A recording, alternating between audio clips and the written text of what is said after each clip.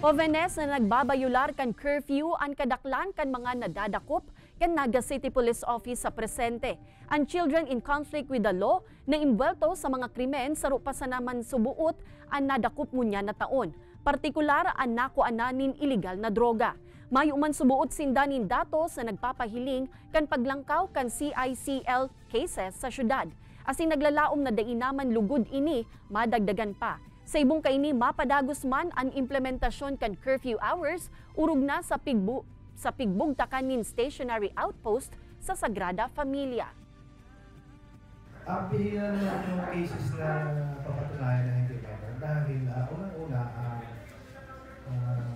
hindi naman tayo malayong lugar para sa maka-access pagdating sa documents ng mga sa birth certificate. So mabilis po yun. Then almost kilala rin ng police station yung mga magulang o relatives, so madaling mga counter check.